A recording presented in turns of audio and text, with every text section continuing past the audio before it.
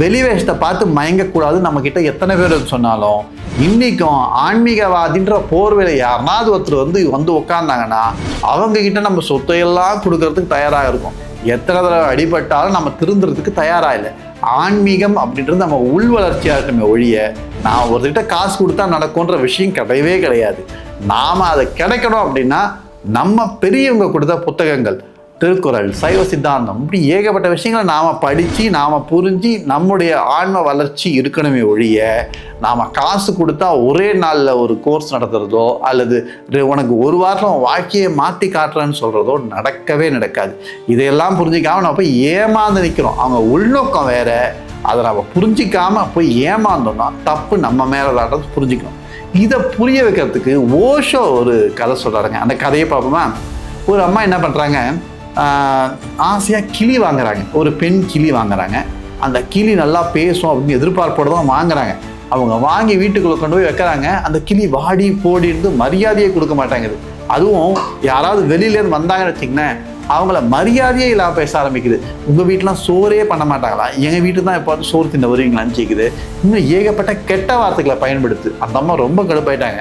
அதனால் இது ஒரு கிளி வளர்க்கலான்னு பார்த்தா நம்ம மானத்தை வாங்குதே அப்படின்ட்டு. அப்புறம் என்ன பண்ணாங்கன்னா, அந்த ஊரில் இருக்கக்கூடிய ஒரு சாமியார்கிட்ட போய் இந்த கிளியை காமிப்போம், அவர் தான் வழி சொல்லுவார்ட்டு அந்த கிளியே சாமியார்கிட்ட கொண்டு போயிட்டாங்க. அந்த சாமியார் என்ன பார்த்தீங்கன்னா அவர் 2 கிளியை வளர்த்துக்கிட்டு இருக்காரு. அந்த 2 கிளியும் அந்த அம்மா பார்க்குறாங்க. அந்த 2 ஆண் கிளி. அந்த 2 கிளி என்ன பண்ணுறீங்களா, அழகா பூஜை பண்ணுதுங்க. சிவலிங்கத்துக்கு பூ சமர்ப்பிக்குது, தீபாராதனை காட்டுது, இன்னும் ஏகப்பட்ட விஷயங்கள். வந்த உடனே அது மந்திரம் சொல்லுது. அந்த மந்திரத்தை கேட்டு அவங்க அசந்து போகிறாங்க. இந்த அம்மா அந்த சாமியார்கிட்ட சொல்கிறாங்க, உங்கள் 2 கிளியும் அருமையாக வளர்த்துருக்கீங்க.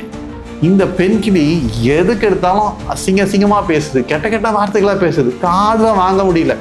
இதுக்கு கொஞ்சம் புத்திமதி சொல்லுங்கள். நான் என்ன பண்ணுறேன், இந்த பெண் கிளியை உங்ககிட்ட கொடுத்துட்டு போயிடுறேன், ஒரு வாரம் கழிச்சு வாங்கிக்கிறேன் அப்படின்ட்டு.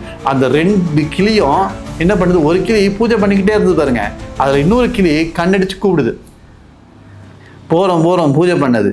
பெண் கிளி வருது. இத்தனை நாள் நம்ம பூஜை பண்ணதுக்கான பலன் கிடைச்சிருச்சு, அந்த தட்டெல்லாம் வச்சுட்டு வா அப்படின்ட்டு அந்த பெண் கிளியை பார்த்த உடனே இந்த 2 ஆண் கிளியும் போயிடுச்சு.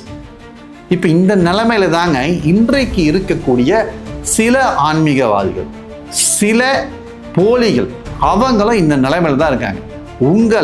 உங்களுடைய எதை சொன்னால் நீங்கள் தலையாட்டுவீங்கன்னு பார்க்குறாங்க. நம்ம ஒவ்வொருத்தருமே ஏதாவது ஒரு தவறு செஞ்சு வச்சுருப்போம். அந்த தவறையை திருப்பி சொல்லி அதை நம்மளுக்கு ஒரு குற்ற உணர்ச்சிக்கு உள்ள ஆக்கி அந்த குற்ற உணர்ச்சி மூலமாக அவங்க ஏதாவது லாபம் பண்ண முடியுமா அப்படின்ற செயல்பாடுகள் நடந்துக்கிட்டு இருக்கு. அந்த செயல்பாடுகள்லாம் நம்ம கண்கூடாக பார்த்துக்கிட்டு இருக்கோம். அதை பார்த்தோம் நாம் ஒரு விழிப்புணர்வு இல்லாமல் இருக்கோம். கிட்டத்தட்ட இந்த கிளியை போல தாங்க ஒரு போலியான ஒரு நாடகத்தை போட்டு அவங்க அடைய வேண்டிய காரியத்தை அடைஞ்சிக்கிறாங்கன்றதை நம்ம புரிஞ்சுக்கணும். உண்மையான ஆன்மீகம் என்பது நம்முடைய ஆன்ம வளர்ச்சி. ஆன்ம வளர்ச்சி என்பது நம்ம அன்பை எவ்வளோ பரிமாறன்றதா. ஒரு குடும்பம் என்பதே அன்பை பரிமாறுவதற்கான ஒரு பயிற்சி கூடம்.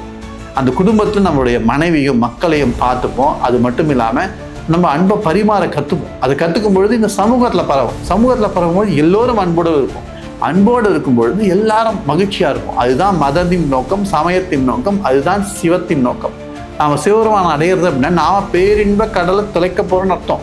நமக்கு எந்த கவலையும் இருக்க போகிறதுன்னு அர்த்தம். அது கிடைக்கணும் அப்படின்னா நாம் செய்ய வேண்டியது நம்முடைய முன்னோர்கள் வகுத்து கொடுத்த விஷயங்களை படித்து உணர்ந்து கொள்ளுதல், தத்துவ விசாரம் செய்தல்.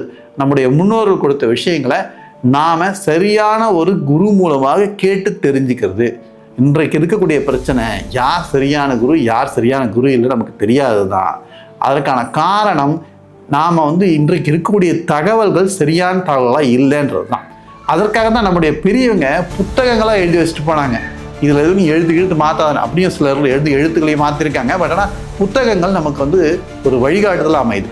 இருக்கக்கூடிய கோவில்கள் ஒரு ஆதாரமாக அமையுது. அந்த கோவில்களில் இருக்கக்கூடிய சூழ்நிலை, அந்த கோவில்களில் நம்ம போயிட்டு வரும்பொழுது நமக்கு இருக்கக்கூடிய ஒரு மன உற்சாகம், அது எல்லாமே நம்ம வாழ்க்கையை நகர்த்தத்துக்கு உபயோகமாக பயன்படுது.